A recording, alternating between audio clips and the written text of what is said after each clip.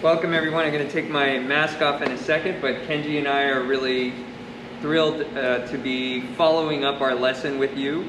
It was a pleasure to interact with you last, like 10 days ago, something like that. We're excited to just give you a little more information about what to do with the pancetta, right? What to cook with, how to cook with it. We'll answer some questions. And then how to treat it now that it's already cured. Okay? And everyone joining us live right now has seen Wurst-Alt because you came here to pick up your things. But if you're joining us not live and you're watching this video on my YouTube channel, this is Wurst-Alt. This is my restaurant. This is my Sous Chef Erik. You might have heard of him or his pancetta. We are here doing a follow-up class to a previous class, which I'll post the link for the video like up there, I think. I'll try to. When I have time to edit them all, I'll post it up there. And you can see the first part of this class where we made pancetta. Great. All right, Erik. Awesome. You take it away. Okay. Let me get my water out of your way. And feel free to encroach on. Oh, thank you. Okay, so let me know if you have trouble hearing me or you want to see something and it's not coming through on the video. All right, so as when I reached out to you all, I had suggested that you do a few things to the pancetta now that it's cured. So for those of you who are watching this recorded and have not participated in a class, what we've done is we've cured the pancetta with a kind of a curing dredge that we made and mixed. And we cured it for between 7 and 10 days. So this is about, day 11, something like that, all right? And so I suggested what you do is you take the pancetta out of the bag that you cured it in, rinsed it well, and then patted it dry as possible. And so that's where we are right now. So what I could do is just do nothing else, right? So I've rinsed it, I've patted it dry. I could just put this right back in the fridge. And for you, it's great. You can leave it in the fridge for another 2 to 3 days, and what will happen is it will dry out just a little bit and firm up a bit, but you can cook with it right now. So you have a couple of options though. One is to take the pancetta, and you can see there's still a little bit of rosemary on here from the cure itself. That's perfectly fine. You can take the pancetta and turn it over to the meat side, which we have right here, and just crack some pepper over the top.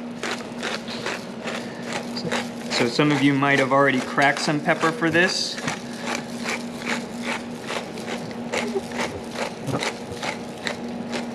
Okay.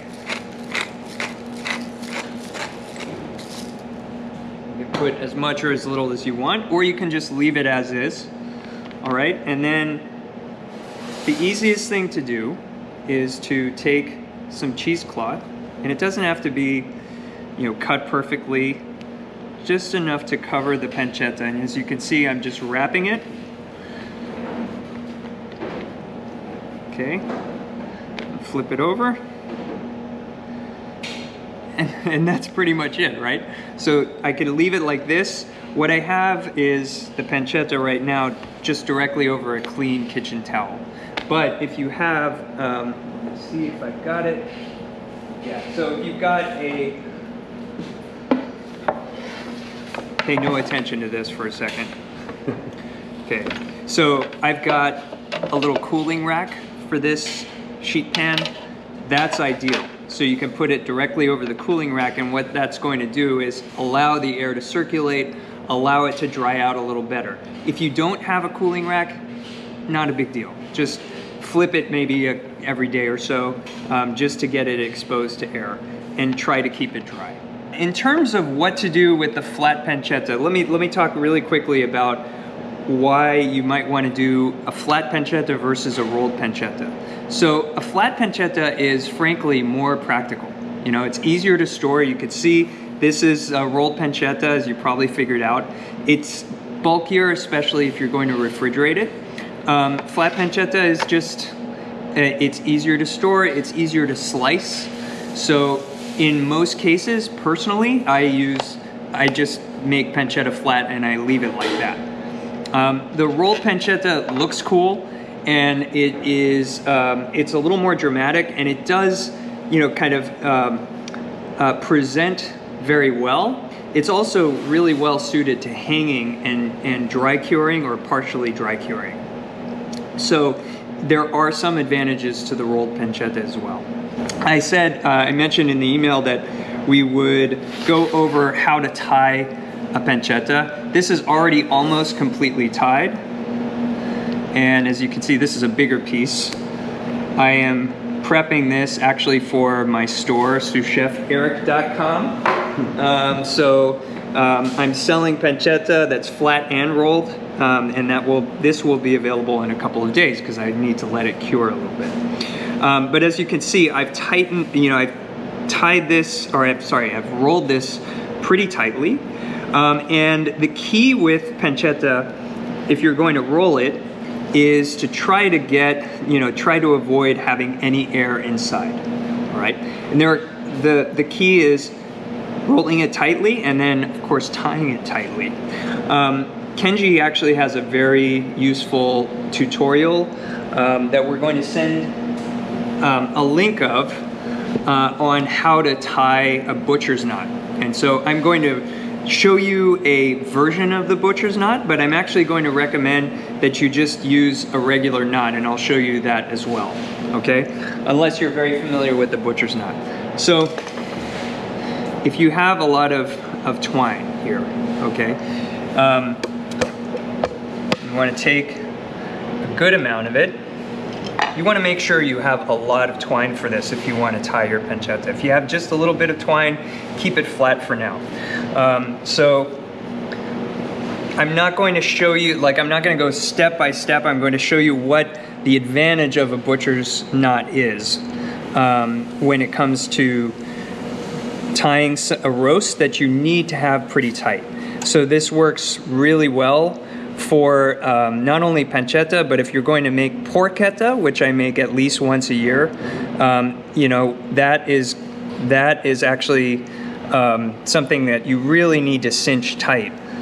And if you do want it step by step, we'll link to that video. Exactly. We have a slower version of this. Yes. We'll show you exactly. Yeah. I don't want to, you know, I could spend a lot of time showing this to you. I'll tell you a quick story as I'm cinching this shut here. So when I first started getting into this new culinary career, I did an internship at Fatted Calf. Some of you may be familiar with Fatted Calf. I think somebody might have taken a class at Fatted Calf. Great place, great butchers there.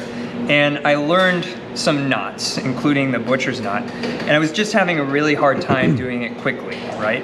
And the general manager there, Peter, who is fantastic, suggested that I go home and that I practice using a rolled up towel. So if you want to get good at some butcher's knots, looking at a tutorial like that and actually practicing with a rolled up towel or a couple of pillows or something like that is actually a very good idea, and it's the way that I kind of grew familiar enough with a butcher's knot to do it. But in this case, what I'm going to recommend is that you just tie knots, right? So I'm going to loop this once, loop this twice, okay? And cinch it tight. And one trick you can use so that it doesn't loosen on you is just twist the knot a little bit. And that kind of holds it in place for a square knot. Just like that. Okay? And the way that I tied this pancetta is from the middle. It's just easier for me to start in the middle and actually go into kind of concentric rings on either side. I think Kenji, you might do the opposite way. You do it the opposite way? But either way, it's easier than starting on one end and go to the other. Because if you start on one end and go to the other, you end up with it ends up like kind of unraveling it, like unrolling itself. And you can end up with like a kind of weird like conical roll. So you want it to be symmetrical, whether you go out in, middle out, or out to in. Yes, exactly. Middle out compression, that's the Silicon Valley thing, right? Right, yes, that's right. I couldn't watch that show. I was too close to it. Okay, so we have the pancetta here. What I would recommend doing at this point is actually cutting the ends to just clean up the ends here. I'm going to go right alongside the string, so you can see the butcher string here. And I'm just going to cut straight down as cleanly as I can. And this is dinner right here tonight. Okay, and I flip it on the other side, and I do the same thing on the other side. Maybe this is dinner tomorrow night or breakfast tomorrow morning. Okay, at this point I can wrap it up in cheesecloth again, and then we're good to go. If you want to hang this, you can actually just tie directly from one of these strings or a couple of these strings and tie it that way. If you want to make sure that it's not going to come off, you can tie around the cheesecloth and then create kind of a loop and then hang the pancetta that way.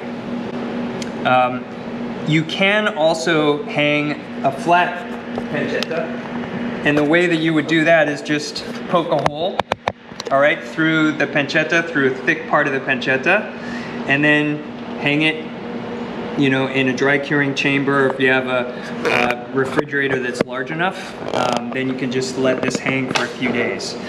In both cases, they'll cure. But whatever the case, you know, some version of the tray with a towel or a cooling rack will do just fine. All right. Good. Right. Okay. Shall we swap? Yeah, sounds good. Right. I'm gonna go wash my hands. Okay. Now that we have our pancetta, we're gonna cook we're gonna cook one thing. So we're cooking pasta alla Gricia. I'm gonna start the camera here. So this is the original Roman pasta dish. I believe it is the oldest one. In fact, I think I'm positive now it is the oldest. Well, I can't say I think I'm positive, but the last time I made a video about this, I said I believe it's the oldest one, and then I looked it up.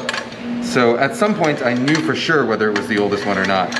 And now I forget, but I'm gonna say yes, it is the oldest of the four classic Roman pasta dishes. Those being, of course, pasta alla Gricia, pasta carbonara, which is essentially alla Gricia with eggs added, pasta alla matriciana, which is pasta alla Gricia with tomato added, and what's the last one? Cacio e pepe, which is pasta alla Gricia minus the pancetta. So alla Gricia is essentially pancetta or guanciale if you want, pasta and black pepper and cheese, cacio, so pecorino romano. So I got a little chunk, this is what he trimmed off of another one that he's selling. Little chunk of Sous Chef Erik's pancetta. I'm gonna cut it into like I'm gonna go pretty big here, so like 1/2 inch slices. This has been out of the fridge for a little while, so it's a little bit soft. It helps if it's really nice and cold. It also helps if it's been dry cured for a while. So what I do when I have pancetta at home, you know, fresh pancetta at home, is I'll do exactly what Erik showed just now. You know, I just take it out, let it rest on a rack. You know, cheesecloth helps keep it, I guess, cleaner. Although to be honest, I rarely actually use cheesecloth. I just kind of stick it in my fridge on a rack. Erik, maybe you can explain why cheesecloth? Yes. Can you think of it like a strong, compelling reason? Oh, by the way, just a little olive oil to start with. You don't have to. I know there are some purists out there who are going to say no olive oil, and so you know, if you're one of those, fine. Don't put olive oil. That's fine by me. I put a little olive oil. I find it's easier just to get it, you know, just to get the pancetta started, to have a little bit of fat to slick your pan. Plus, I like the flavor of olive oil. All right, so the cheesecloth, Erik? Yes, so the cheesecloth, it kind of helps you do two things. One is it protects, it does maintain some, it doesn't allow the pancetta to dry out too much, for one thing. The other thing is it protects it from the light. So fat, you don't want to expose fat to light very much, because then it does affect the fat over time. So the cheesecloth kind of protects the pancetta, doesn't allow it to completely dry out, and also protects the fat. So if you're not like me, so if So I should be using cheesecloth because I'm the kind of person who likes to open my fridge door and poke around in there until it beeps at me and tells me to close itself. So my fridge gets lots of light. So, all right, so I got this water. It's not quite boiling yet, but it's pretty much, it's just set under a boil. I'm not going to salt it as heavily as I would salt normal pasta water. You know, you frequently hear to salt your pasta water so that it's as salty as the sea.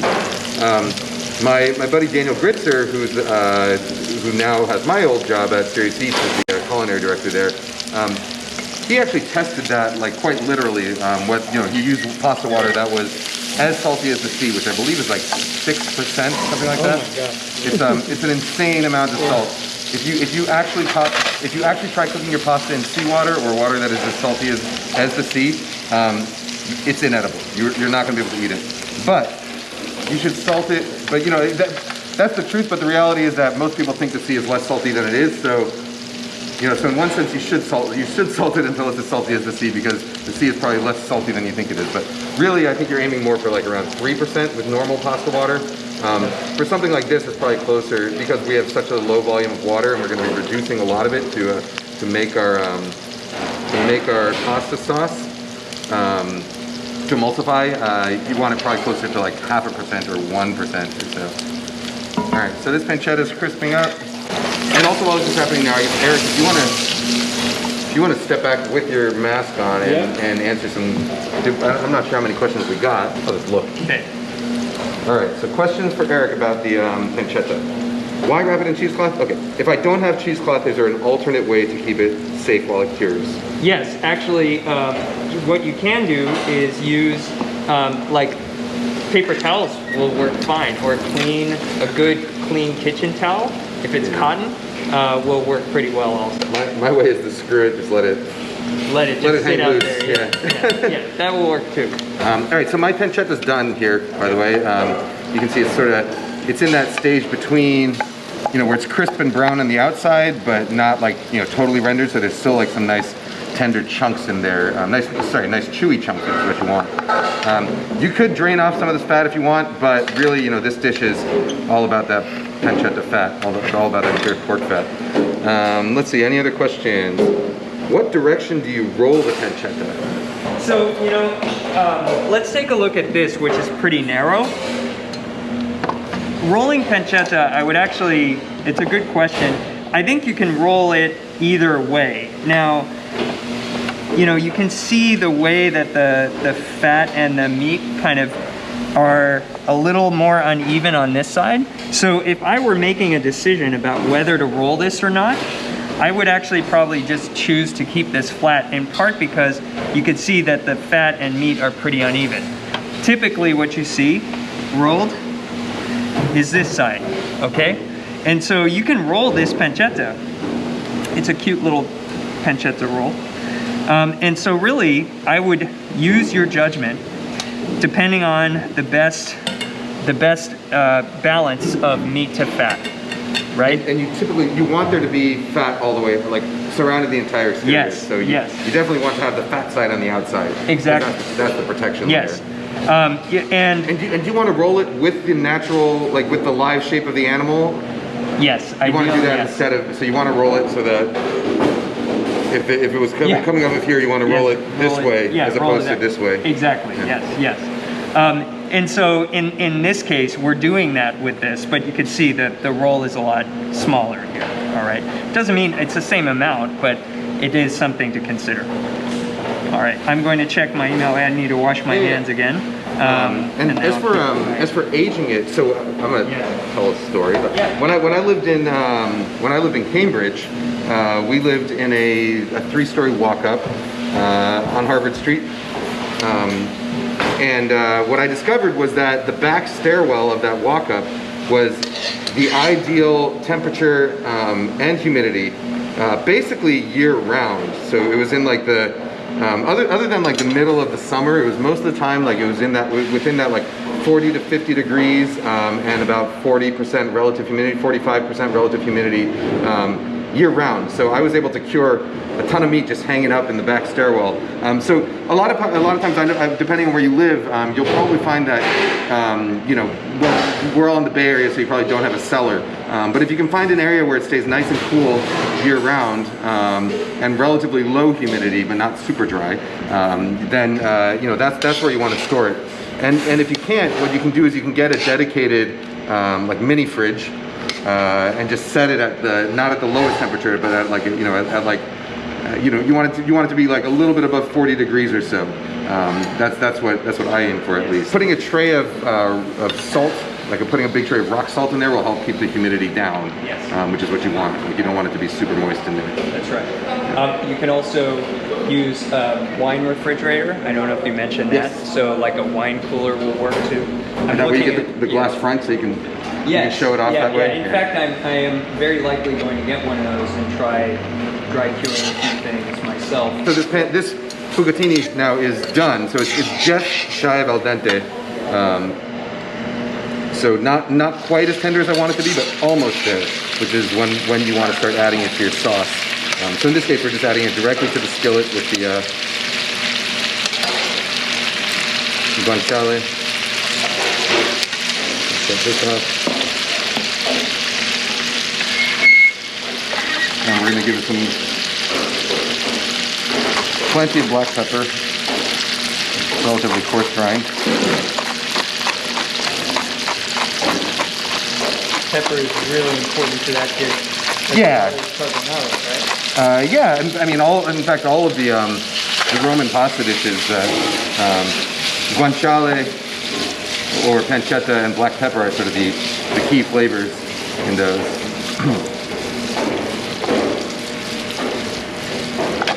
Other than cacio e pepe. Yeah. I'm going to microplane this into this is a pecorino romano. You can also use Parmesan, but you want a good high quality one. So, you know, the actual stuff. You don't want the green canned stuff. You don't want pre-grated, unless it was freshly grated at the store.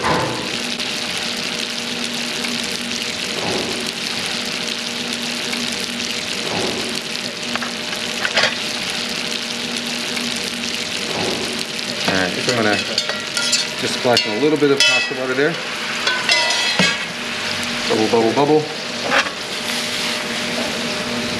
And you can see that starchy pasta water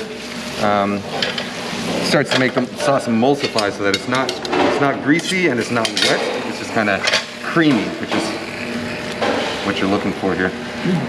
There you go. Let it reduce a tiny bit more.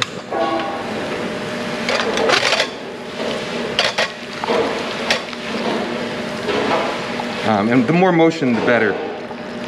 Once you get that pasta water in there. All right, so you see that's a good emulsified sauce, nice and creamy. And so now I'm just going to take it off the heat. I'm going to add my cheese. And once the cheese is in there, you really want to get it moving. And if you see any kind of clumping in the cheese starting to occur, what you can do is you can always just add a few more splashes of pasta water. And it should loosen it right up. All right, that's what we're looking for. We have a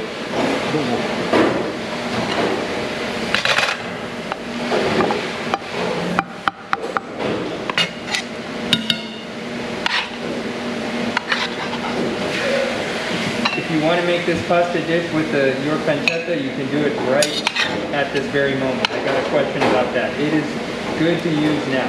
Yeah, so this pancetta that I'm making, it was trim from pancetta that was the same age, right? Yep, exactly. Yeah, so this is... Yeah, it was from earlier today. All right, does that look good? Let's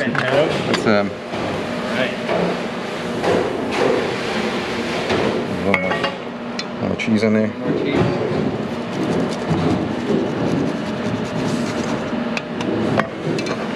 Great. One more pepper. Now we need... Where'd all those forks go? Oh, let me grab it. All right. So let's see. So the best way to store the pancetta now that it's cured. I did not address that. You can vacuum seal pancetta. All right. So what I would do, I don't want to get my hands dirty because I've got my phone here, but you can cut the pancetta into what I would say are paperback sized. Oh, yeah, I definitely have some of this. Paperback sized pieces. Okay. So that you're not just wrapping it and unwrapping the whole thing every time. You have quite a bit.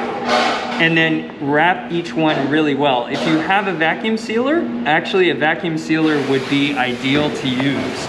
And so you may have seen that actually in Kenji's videos where you could see that it's been vacuum sealed.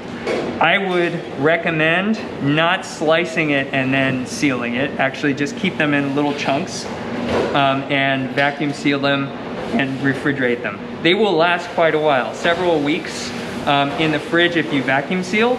At least a couple of weeks if you wrap really well in saran wrap in the fridge, probably longer.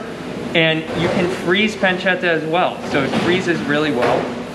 And you can freeze it for a couple of months or more as well. Just make sure that it's wrapped very well. In general, cured meats and fatty meats freeze really well. So bacon, pancetta, sausages, months, if not longer. If you do it in a cryovac bag, or a freezer bag, you want to use heavy-duty plastic so that it doesn't get freezer burn. But it'll last for months at least in the freezer. That's right. Okay, and then it's also just a tip about cutting the pancetta. I think, Kenji, you mentioned this earlier. The colder the meat is, the easier it is to slice. And the longer it's been cured. That's right. The more longly it's been cured. Yes, that's right.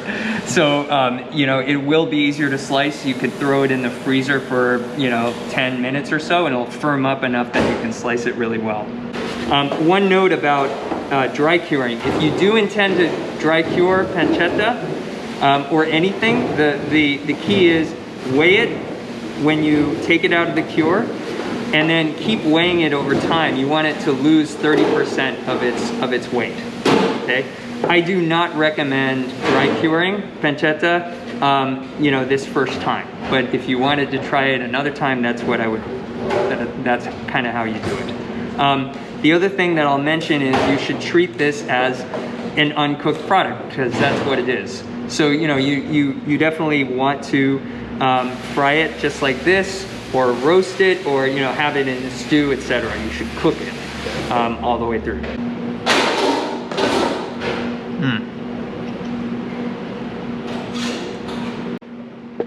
Pretty darn good, I have to say. Thanks to your pancetta. Thanks to you. All right, everyone. Thank you so much for joining us again. If you're watching this pre-recorded, thank you for watching. We will hopefully be doing some more classes like this down the line. So just stay tuned. And if you do want to, if you live in the Bay Area, currently only available in the Bay for pickup.